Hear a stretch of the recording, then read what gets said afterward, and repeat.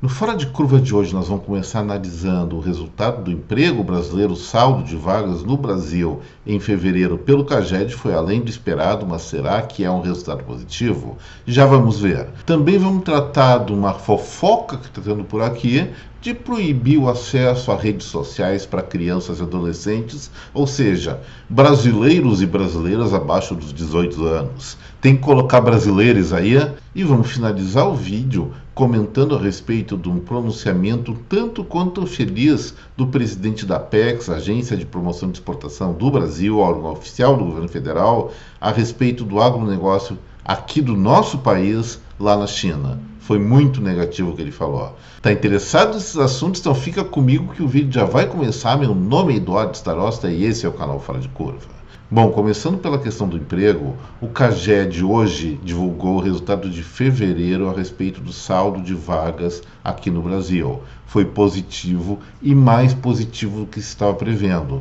Os analistas de plantão previam superávit de 161 vagas a mais, o que seria um resultado muito ruim. Eu até imaginava que seria um pouco menor, mas a realidade superou e muito as expectativas. Foram gerados, em termos líquidos, ou seja, geração positiva de vagas, 241.790 postos de trabalhos formais a mais do que em janeiro. Esse é um resultado, em princípio, satisfatório para a economia brasileira, uma vez que superou as expectativas, como havia falado, mas será que isso é um resultado realmente satisfatório dentro da necessidade de recuperação das vagas que sempre ocorre após dezembro, quando há muitas demissões pelo final do período sazonal de empregabilidade do Brasil? É isso que nós vamos dar uma olhada agora, gente. Mas antes é importante destacar que essa geração de quase 242 mil vagas é a pior dos últimos 3 anos. No ano passado, ou seja, fevereiro de 2022, foram gerados 328 mil vagas e em fevereiro de 2021 a bagatela de 397.900, quase 398 mil vagas. Então, realmente nós temos uma situação que a recuperação do emprego agora nesse ano de 2023 está menos acelerada em relação ao que aconteceu nesse mesmo período nos anos anteriores. E aí já começamos a ficar com a pulga atrás da orelha, mas mesmo assim as expectativas iniciais foram superadas. E agora, mais a título de informação, quem puxou a empregabilidade em fevereiro foi o setor de serviços, com 164.200 vagas. Depois vem a indústria, com 40.380, seguido pela agricultura, que foi muito mal falada pelo presidente da Apex lá na China, depois a gente vai tratar desse assunto, com 16.284 postos a mais na relação entre admissões e demissões. E finalmente está chamando um pouquinho a atenção, o comércio registrou uma queda de 1.325 vagas, quando não era o momento disso estar acontecendo. Mas vamos ver, o resultado em geral foi positivo. Em termos das unidades da federação, todos os estados também tiveram saldo positivo entre contratações e demissões.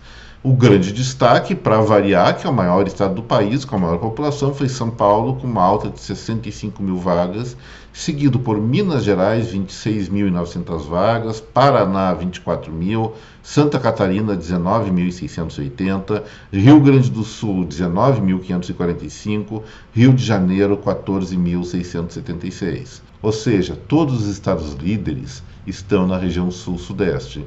Aonde foi que se gerou menos emprego no país? E aí nós temos uma questão sintomática, gente. Olha só, Amapá, tudo bem, uma população pequena, com saldo positivo de 139 vagas. Alagoas, 160, Roraima, 220, também uma população bastante diminuta. Rio Grande do Norte, 433, Paraíba, 523 e Maranhão, 722. Ou seja, os piores resultados em termos de retomada da empregabilidade no Brasil, que é uma questão sazonal, como já tratamos várias vezes aqui no Fora de Curva, ficou lá no Nordeste. Os piores resultados ficaram na região Nordeste do país. E isso aí é bastante sintomático, gente. Aquela parte do nosso Brasil merece, sim, políticas de apoio ao empreendedorismo como resultado. Não adianta ser beneficiada com dinheiro público quando esse dinheiro não se converte efetivamente em geração de negócio, em geração de riqueza a partir do setor privado. Essa é uma questão estrutural do país que vai ser resolvida não com palavras, mas com ações, com infraestrutura, com apoio ao empreendedorismo. E agora vamos partir para tentar responder a primeira pergunta que eu fiz a respeito. Se a geração de emprego ocorrida em fevereiro, ela foi, mesmo superando as expectativas, ela foi suficiente para recuperar a perda de postos de trabalho ocorridas em dezembro, pela minha análise, o Brasil ainda está devendo e muito em termos de vitalidade de emprego agora em 2023. Vamos fazer uma comparação simples, gente. Saindo da pandemia, entre janeiro e fevereiro, nós tivemos uma geração líquida positiva de 654, quase 655 mil vagas no Brasil. Já no ano passado, 2022, que diziam que estava desacelerando, foi 483 mil, chegando agora a 2023 em 325 mil. Ou seja, uma queda de quase 33% de geração de postos de trabalho em relação ao ano passado, nesse primeiro bimestre. Isso mostra, sim, a economia brasileira não está com a mesma vitalidade que estava há algum tempo atrás.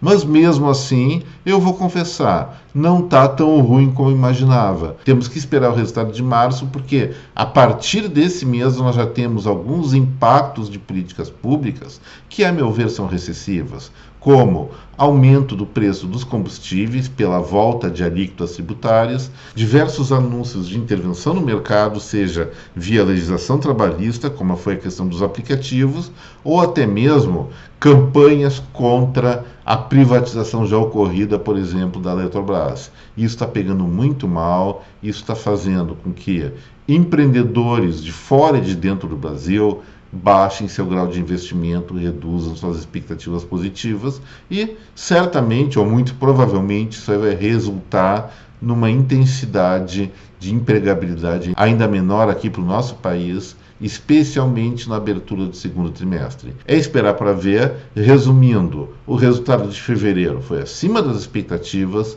mas abaixo do ideal. Isso deve resultar, eu acho que sexta-feira vai sair a taxa de desocupação do Brasil, ou desemprego, como nós chamamos, que não deve se mover de maneira relevante, nem para cima nem para baixo. Vamos lembrar que o desemprego em janeiro subiu muito mais do que deveria. E seria muito bom se recuperasse esse indicador em fevereiro, mas aparentemente não parece ser esse o caso. O segundo assunto diz respeito à molecada brasileira. Qual é a criança, qual é o adolescente que não fica boas horas do seu dia preso na tela de um celular, vendo TikTok, vendo YouTube, ou eventualmente até Instagram, e alguns que burlam as restrições do Facebook também estão lá dentro? Pois é, gente, esse é o meio de comunicação da atualidade. As pessoas se comunicam mais por rede social, seja por lazer, seja por trabalho, até por namoro, do que efetivamente por telefone ou pessoalmente. É uma nova era e nós temos que respeitar essa nova era. Mas tem alguns malucos que não respeitam essas coisas. Como, por exemplo, o governador do estado norte-americano de Utah, o nome dele é Spencer J. Cox. O seu Cox, vamos chamar ele pelo sobrenome, baixou uma lei naquele estado de Utah, como eu disse, proibindo os menores de idade acessar redes sociais. Absurdo isso, né? Mas mais absurdo ainda é que teve alguns legisladores brasileiros que gostaram da ideia e querem baixar essa lei aqui no Brasil. Por que será? Por que querem limitar a gurizada de interagir nas redes sociais de uma maneira livre? Isso aí, gente, vai ser um atraso de vida, porque essas pessoas chegam na maturidade, são esses os instrumentos que vão usar na sua comunicação do dia a dia. E aí, chega com 18 anos, ganha um celular do pai e da mãe, ou do tio ou da tia, do vovô e da vovó. Que negócio é esse? Que tijolo é esse aqui que está na mão? Não dá, especialmente adolescente e criança, tem sim que estar atualizado tecnologicamente. Evidentemente, os pais são responsáveis por dar uma olhadinha no conteúdo que essa criançada está frequentando, que muitas vezes são coisas cabulosas mesmo, mas isso diz respeito à educação da família, não à intervenção do Estado sobre a liberdade de expressão e mais, liberdade de comunicação de pessoas que daqui a alguns anos vão ser adultos e vão estar muito atrasados nesse item em relação aos seus contemporâneos dos outros lugares do mundo. Então, se o governador Cox de Utah faz uma baita besteira, uma ideia de jirico, aqui nós não precisamos fazer também. Vamos ver se enterra esse projeto de lei, vamos ver se isso aí nem sai, ou melhor, vamos ver se isso aí nem entra em discussão no Congresso Nacional, porque seria realmente um absurdo.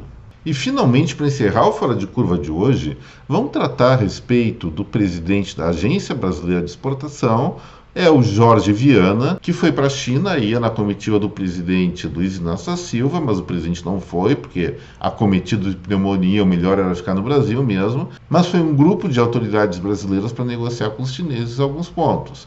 E lá o presidente da Agência de Exportações, da Apex, resolveu tomar a palavra e, ao invés de promover os produtos brasileiros, começou a falar mal do agronegócio do país, dizendo que é antiecológico, que é preciso reconhecer que o Brasil tem problemas ambientais e culpando por isso pecuaristas e agricultores. Os chineses, que são os nossos maiores importadores de carne bovina, de soja e várias outras coisas, certamente vão aproveitar esse mesmo discurso para tentar baixar um pouco o preço das commodities aqui no Brasil ou pelo menos levar alguma vantagem a mais nessas relações comerciais que sempre são um pouquinho pesadas. E para encerrando então Fora de Curva, e não se esqueça de deixar seu like, a sua inscrição no canal para quem não é inscrito e o eventual compartilhamento desse conteúdo com seus amigos. Mas o que esse Jorge Viana tem na cabeça?